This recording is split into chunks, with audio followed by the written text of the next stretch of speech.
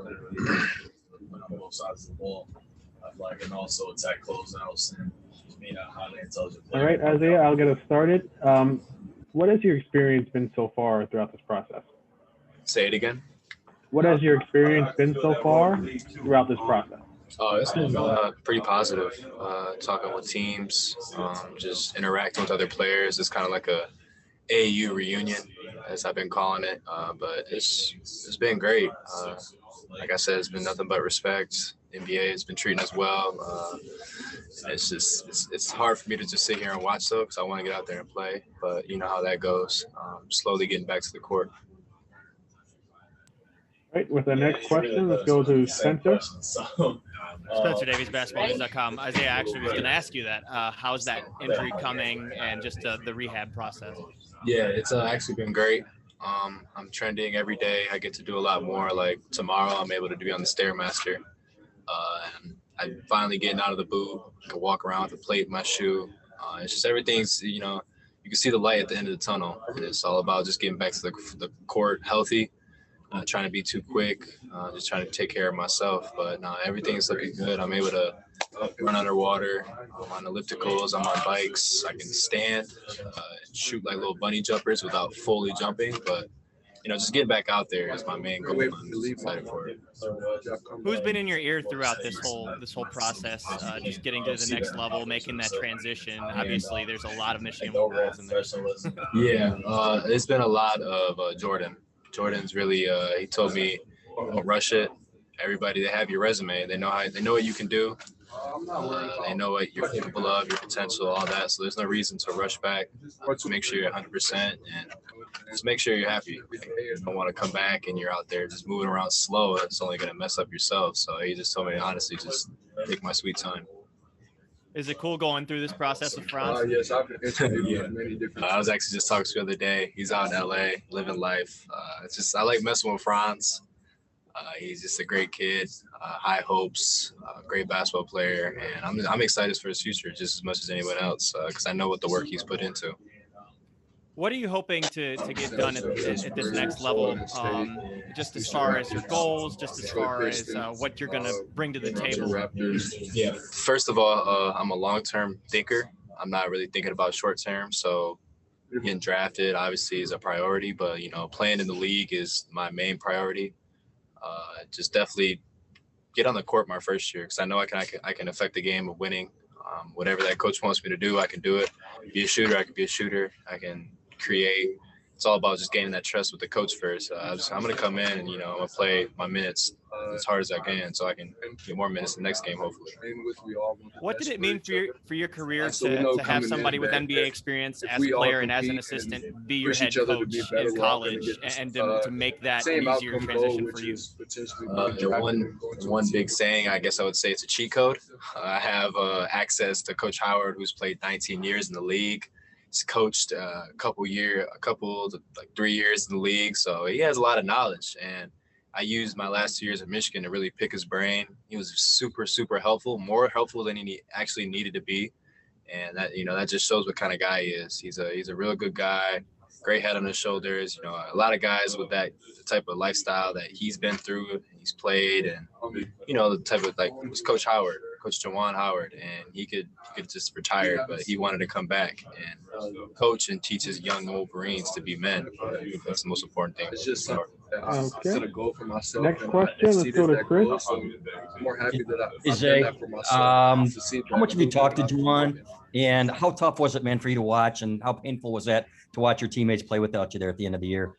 Yeah, Coach Beeline and I talked right after the season, right after my surgery. I think I talked to him about 3 weeks ago. He called my mom. So Coach Beeline's still well knitted in my family. He's the one who opened the door opportunity to come to Ann Arbor. So I'm always thankful for that. He's taught me so much about the game. So obviously I'm so thankful for that. And, he's going to be a lifetime friend. He's a guy he's pushed me because he knew what I was capable of. And there were days where it was a struggle, but I'm glad he pushed me through them. And the next question was what? Well, yeah, I was actually asking about Juwan too, and how much you talked to him, and then how hard it was for you to watch your teammates there when you're on the bench. Oh, you said Juwan, my bad. But yeah, Juwan still same thing. He was a huge role model in my life. he was around the like I'd say like the really important years because I was hurt both those years. And he was a guy who just told me, man, hey, control the controllables. There's no reason to rush back. And, just try to give to the team. He's a guy that talks about, he really preaches family and sacrifice. And I felt last 2 years when I was injured, I did the best I could to help the team in any way, give them experience, calm players down that are nervous. But other than that, it was way, way too hard to watch the end of the season because I knew we were capable of. And obviously, when you lose any type of leader on any team, it's going to be hard to win games. But I'm just super proud of the way they played. They played very well.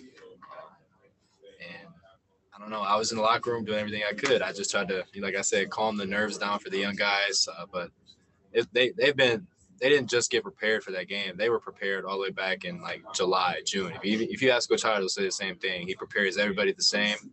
No one's better than the other, and we're a team. So that was huge, and it was definitely hurtful for me not to be out there with him. Thanks, Zach. Thank you, Chris. Okay, next question. Let's go to John. Hey, Isaiah. Good to see you again. Hey, how you doing? Just wondering, can you tell me what teams you've interviewed with so far and maybe what those conversations have been like, especially for you, since that's really the only thing you can add to your resume right now? Yeah. Well, this year, I know I'm doing a lot more after the combine. So far, I've done Utah, the Knicks, Miami Heat. I got the Clippers coming up. And then, like I said, there's more. They want to see my foot. So going to a facility is a big thing after the combine. But those are the majority teams, and the energy's been great. Been very lively. They all understand my situation. They all know I have a resume. They know what I can do. It's no secret. And like I said, it's just been super positive. Like there's some minimal interest in there, and it's just that can go a long way, especially when I can't get on the court and show them what I'm capable of right now. And like you said, interviews are very huge. So just having that, just presenting and really just telling them about myself is really the key to each conversation for me. In terms of taking the feedback that you got last year, going through this process once before, and what do you think you did show in that year going back? A lot more patience, leadership, and just scoring off the dribble a lot more. I had a lot more opportunities to score off the dribble. So a lot of teams were looking for that. I increased my ball handling, shot making ability. And just leadership was a huge thing because, Xavier and John were leaving and I was the only senior left. So that was very key for me coming to my senior year was how am I going to lead this team and how far can we go, most importantly. And once I found out after the first practice that guys were locked in, it was easy for there. They kind of made it easier on the leaders because everybody else acted like a leader in the gym. So there was no, we didn't have to hold anybody accountable because everybody was held to that standard every day in practice. In terms of the injury timetable, is there a sort of a goal date in terms of basketball for you, again, getting on the court and being yourself? And are you ahead of schedule from what the surgeons originally told you? Yeah, I talked to Dr. Porter. He says I am ahead of schedule. Everything looks great. There's been I think the great thing about it is there's been no setbacks. I've been doing everything they said. Been very particular about what I'm doing every day in my rehab. So everything is like super healthy. My foot feels good right now. You guys can't see it because you ain't here, but I'm out of the boot. So I got like a plate in, I'm walking around in. I'm able to do a lot more each day. And it's kind of like, I don't know, like around like early September, I think what me and Dr. Porter talked about is when I should be able to resume 5-on-5 play. Okay. And final question, let's go to Spencer. As far as your skill set goes at the next level, what do you feel like you're going to bring to the table? It looks like, you kind of bring everything all around in a way. Yeah, definitely. Like primarily my shooting is going to be very key for me to get on the floor, stretching the floor out. And second, I'd say versatility. I can guard multiple positions. I feel like eventually, like probably year 2 or year 3, I'll be able to play a lot more positions once the coaches trust me a lot more. But honestly, like you said, every year I work on something new and I add it to my game, and it just makes me a better player. So just adding to my game, most importantly. So the development, wherever I go, obviously rehabbing wherever I go is really the next step and the key for my future in the NBA. And as far as the development goes, it's a little different nowadays. Some people are going the G League Ignite way. Some people are going to the NCAA. What did the 4 years in college mean to you, and what are the advantages of having all that time to develop in college going to the next level? Yeah, nothing against it going to G League, and I think that's a terrific idea, but playing 4 years in college is nothing like it because it really challenges you to go through like struggles, and you're going through adversity dang near like every week, no matter what it has to do with class, off the court stuff, on the court. You really got to be a professional, like especially if you're preparing for the NBA. And it just taught me how to keep my composure, be mentally tough. It's the thing Coach Howard preaches. And going through what I went through, my injuries, had pretty positive seasons most of the time. So I have a good resume of winning, bad resume of like injury stuff. But other than that, it was great. I learned a lot, and I just became a better player staying all 4 years and getting my degree at Michigan. All right, Isaiah, thanks for doing this today. We appreciate it. To all the assembled media on the line, we'll have Sharif Cooper come up next. But Isaiah, you're